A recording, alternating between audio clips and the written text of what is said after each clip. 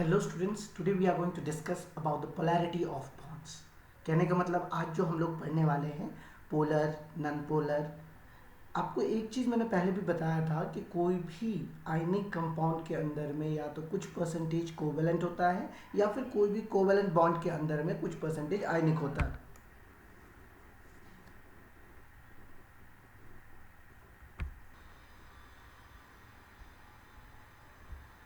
Let us see what happens when atoms with different electronegativities combine to form a covalent bond.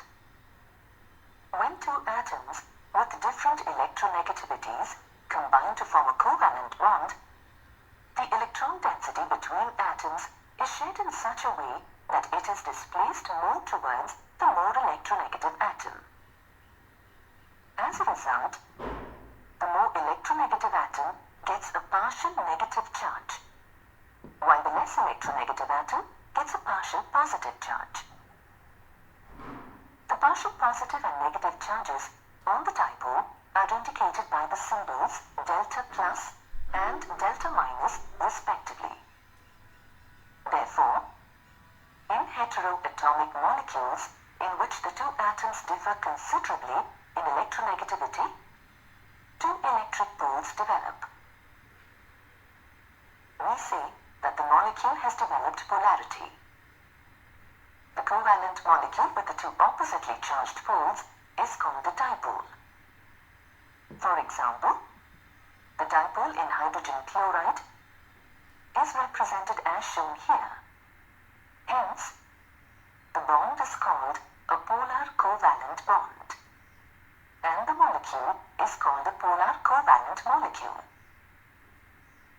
Examples of polar covalent molecules are hydrogen fluoride, hydrogen chloride, water, and nitrogen trifluoride.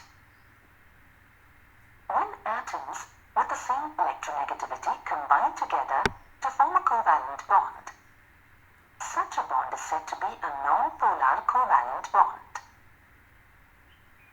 Here, no polarity is developed in the molecule as the shared electron pair lies exactly between the bonded atoms. Molecules with non-polar covalent bonds are called non-polar covalent molecules. Examples of non-polar covalent molecules are hydrogen, fluorine, chlorine, oxygen, and nitrogen. Let us now move on to the concept of dipole moment. The polarity in a polar covalent molecule is expressed in terms of dipole moment. Dipole moment is defined as the product of the magnitude of the charge and the distance between the centers of the positive and the negative charge. Dipole moment is denoted by mu and is equal to the product of charge q in coulombs and distance of separation r in meters.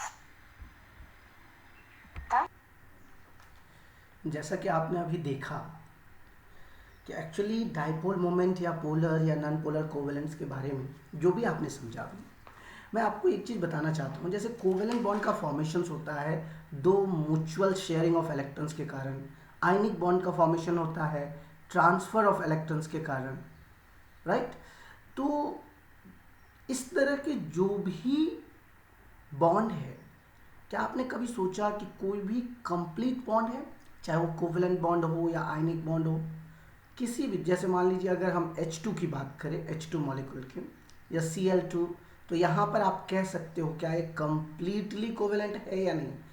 याद रखना, जितने भी similar molecules है, जैसे hydrogen hydrogen के बीच में bond होगा, chlorine chlorine के बीच में होगा, तो ये कंप्लीटली कोवेलेंट बॉन्ड है। लेकिन जब दो हाइड्रोजन एटम के बीच में कोई कहे आपको कि इसके पास कुछ आयनिक कैरेक्टर है, तब क्या होगा? Covalent bond is formed between two similar atoms H2, O2, Cl2, N2, F2, etc. The shared pair of electrons is equally attracted by the two atoms. As a result, electron pair is situated exactly between the two identical nuclei. The molecular orbital constituting the covalent bond is symmetrically contributed around the atoms. Such as covalent bond is called polar or polar or non-polar covalent bond. If I talk about the molecular orbital constituting the covalent bond is symmetrically distributed around the atoms, such covalent bond is called non-polar covalent bond. कहने का मतलब क्या है कि जितने भी molecular orbitals में जो कोवेलेंट बॉन्ड का फॉर्मेशन होता है जो सिमेट्रिकली डिस्ट्रीब्यूटेड है, वो एटम के अराउंड में सिमेट्रिकली डिस्ट्रीब्यूटेड है, तो वैसे कोवेलेंट बॉन्ड को नॉन पोलर कोवेलेंट बॉन्ड कहा जाता है. जैसे H2 जो मैंने बताया आपको, वो नॉन पोलर है. लेकिन जब कोई दो डिसिमिलर एटम हो, एक की इलेक्ट्रोनेगेटिविटी दूसरे से ज़्यादा हो, the bonding pair of electrons is displaced towards the more electronegative atom. In other words, electrons cloud containing the bonding electrons gets distorted and the charge density concentrates around the more electronegative atom. Due to the unequal distribution of electron charge density, the more electronegative atoms acquire a partial, याद रखना इस word को, due to unequal distribution of electron charge density, unequal distribution of electron charge density, the more electronegative atom acquires a partial negative charge, जिसको हम लोग delta negative से indicate करते हैं, और whereas the less electronegative atom acquires a partial positive charge, जिसको हम लोग डेल्टा प्लस से डिनोट करते हैं. दस अ covalent bond develops a partial ionic character as well as the difference of electronegativities of the atom comprising the bond. Such bond is called polar covalent bond. वैसे bond को क्या कहा जाता है? Polar covalent bond. Polar covalent bond के लिए एक highly electronegative element और दूसरा मतलब दोनों के ऊपर में पार्शियल पॉजिटिव चार्ज और पार्शियल नेगेटिव चार्ज का होना बहुत ही ज़रूरी है. HCl की बात कीजिए तो HCl में delta plus Cl minus, partial positive charge partial negative charge. अगर आयनिक कैरेक्टर की बात करोगे कि covalent bond depends upon the difference of electronegativity of the two atoms forming a bond. Greater the difference of electronegativities, greater is the percentage of ionic character in a bond. As a result, such polarization, the two charged ends of the bond behave as electrical dipole, and the degree of polarity is measured in terms of dipole moment. Dipole moment is defined as the product of magnitude of the charge and the distance between the centers of positive and negative charges. It is represented by mu. Mu is a Greek letter.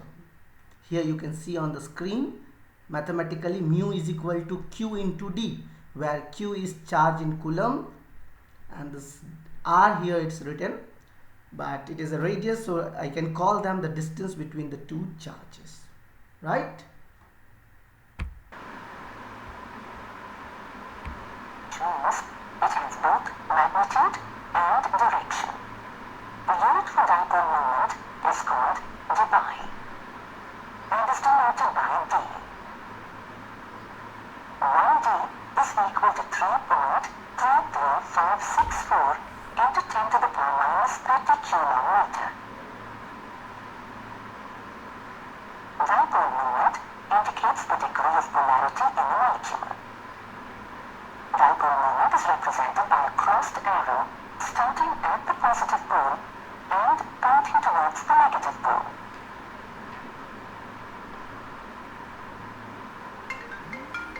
For example, the dipole moment of hydrogen chloride is represented as shown.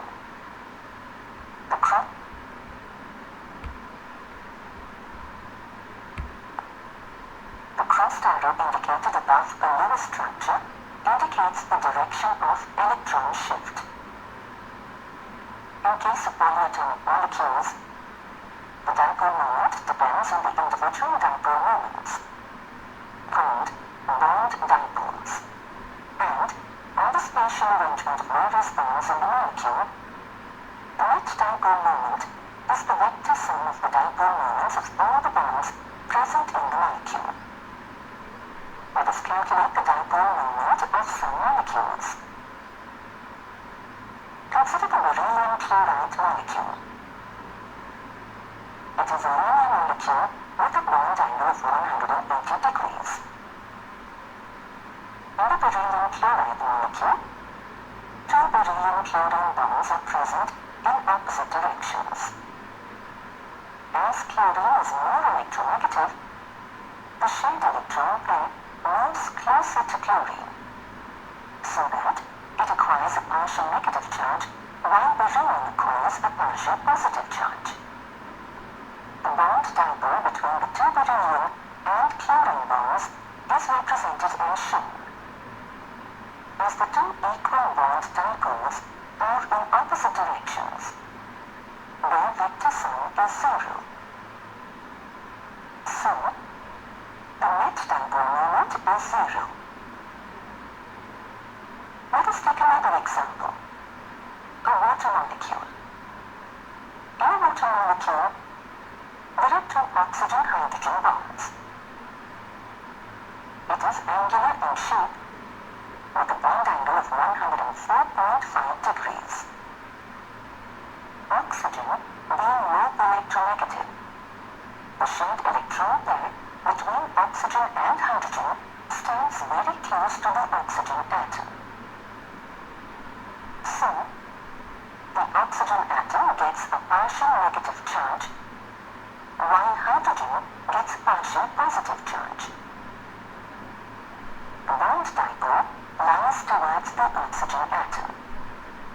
The net dipole moment is the resultant of the two bond dipoles of oxygen and hydrogen bonds. The net dipole moment, mu, in water is 1.85 dBi. Now let us take the example of a boron trifluoride molecule. In this molecule, three boron chlorine bonds are present at an angle of 120 degrees to one another. The resultant dipole moment of all two boron chlorine bonds is equally opposite to the third boron chlorine bond dipole, as shown here. Hence, the net dipole moment is equal to 0. Let us take the carbon tetrafluoride molecule. As the resultant bond dipoles, as shown here, are equal and in opposite directions, they get cancelled, and the net dipole moment of the molecule is equal to 0.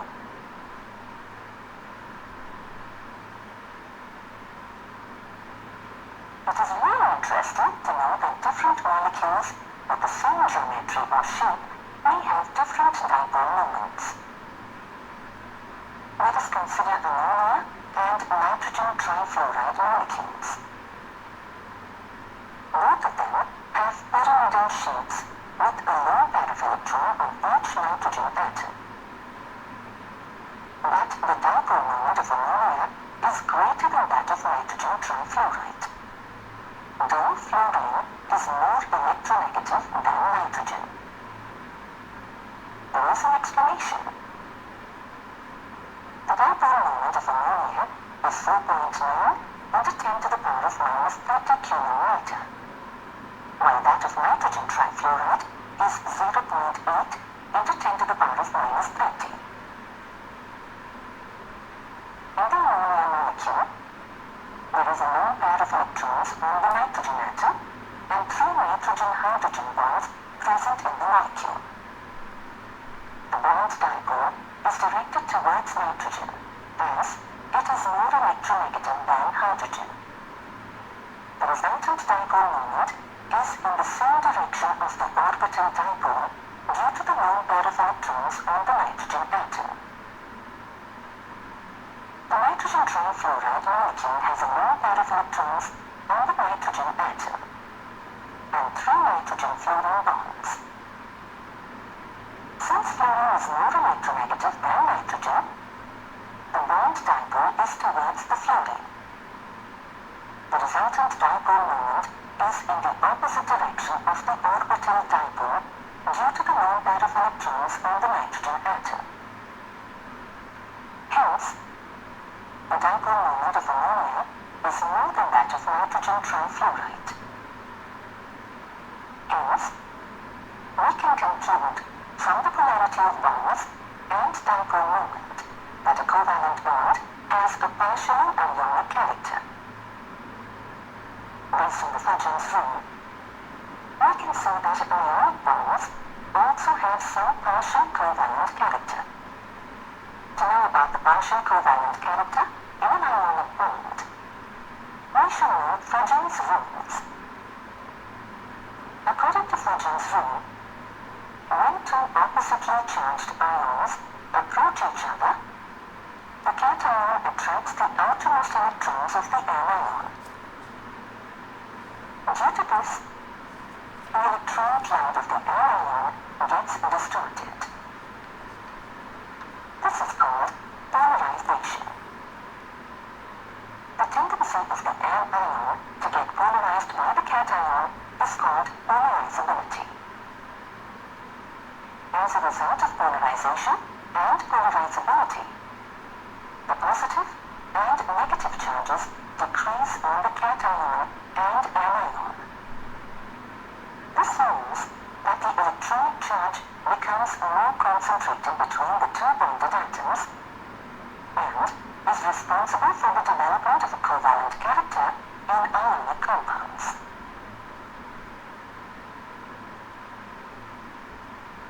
If the extent of polarization is small, then the bond is more ionic in nature.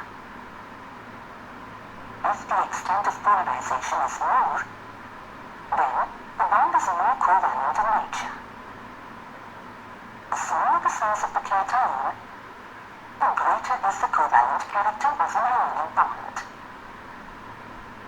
For example, lithium chloride is more covalent than sodium chloride because the size of the lithium cation is less than that of the sodium cation. The smaller cation has a higher electron density, and hence, it can distort the electron cloud of the anion easily.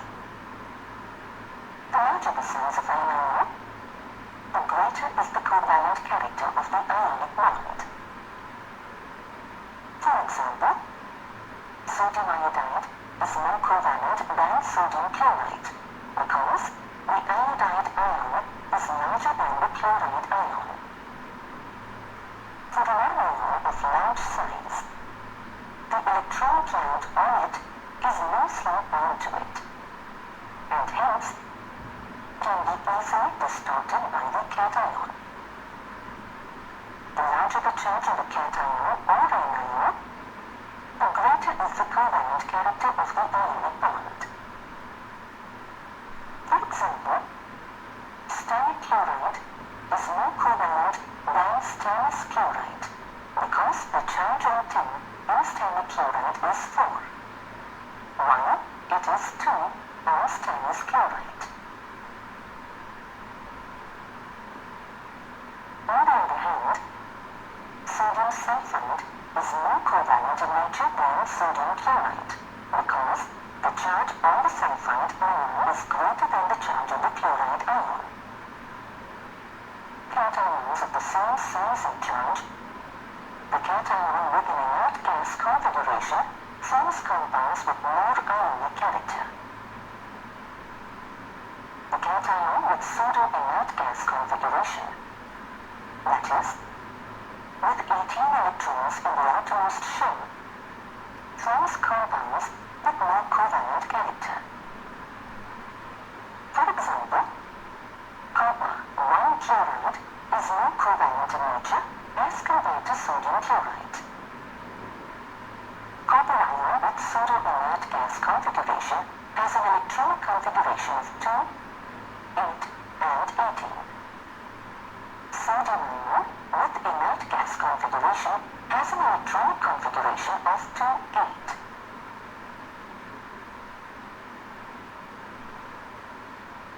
This concept does not explain the shapes of molecules. In 1940, this drawback led Sedgwick and Powell to come up with a theory to determine the shape of a molecule. The shape of the molecule is based on the number, time, or extent of repulsions between electron pairs present in the valence shell around the central atom respectively. This theory is named as valence shell electron pair repulsion theory, or the VSEPR theory. It was further developed and redefined by Gillespie and Nyholm in 1957. The valence electron pairs surrounding the central atom in the molecule mutually repel with each other. Thus, these electron pairs surrounding the central atom arrange themselves in space in such a way to minimize the repulsions, giving the molecule a definite geometry.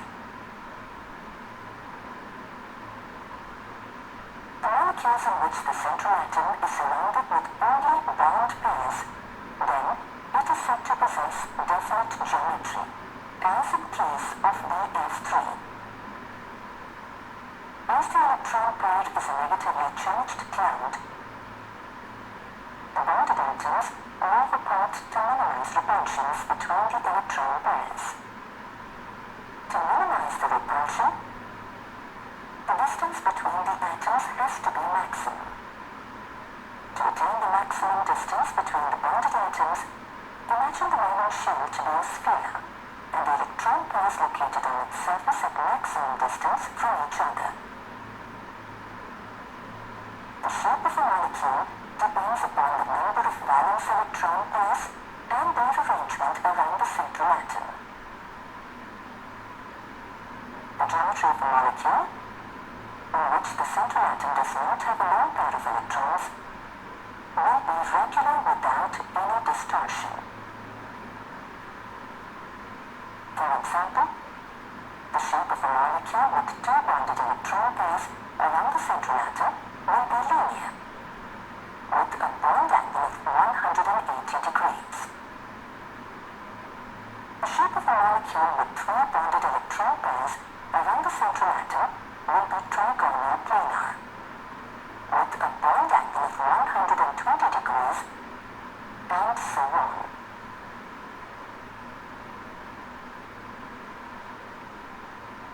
In an alkane molecule, 4 hydrogen atoms are bonded to one central carbon atom. Since the electron pairs have the same charge, they repel each other and try to stay as far away from each other as possible. As a result, all the 4 hydrogen atoms arrange at 4 corners of a tetrahedron, lying at equal distances away from each other. Hence, methane has tetrahedral shape. In the methane tetrahedron, the bond angle is 109 degrees 28 minutes. However, the geometry of the molecules gets distorted due to the presence of a lone pair of electrons. Unlike bonded pairs that are shared between 2 atoms, the lone pairs of electrons are localized on the central atom. Due to this, they occupy more space, which results in greater repulsion. Thus, the geometry of the molecules with a lone pair of electrons differ from the expected or regular geometry of the molecules having only bond pairs. In a molecule, the repulsion between lone pairs of electrons is always maximum. Thus, we can say that the repulsion between 2 lone pairs of electrons is more than that of a lone pair bond pair, which is greater than that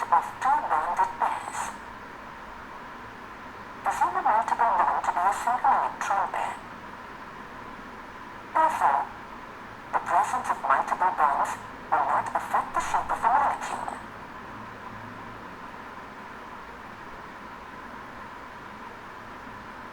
Now, let's analyze the shapes of some molecules with reference to their valence electron pairs. In ammonia, the central nitrogen atom has 3 bond pairs of electrons and 1 lone pair of electrons. The ideal geometry of the molecule with 4 pairs of electrons would be tetrahedral. However, the lone pair of electrons repulses the NH bonded electron pairs, thus reducing their bond angle to 107 degrees and giving the molecule a pyramidal shape. In a water molecule, the central oxygen atom has 4 bonded pair of electrons and 2 lone pair of electrons. We have seen that repulsion between lone pair, and lone pair bond pair is more than bond pair. Thus, the 2 lone pairs on central oxygen atom makes the molecule to distort from its regular geometry to bend or V-shape, making a bond angle of 104.5 degrees. A sulfur tetrafluoride molecule is seesaw-shaped as its bond angles are at an angle of 101 and 173 degrees. Due to the lone pair of electrons present on its central atom. The chlorine trifluoride molecule is T-shaped, and its bond angle is 87 degrees and 40 minutes, and the molecule shape is distorted due to the 2 lone pair of electrons on central chlorine atom.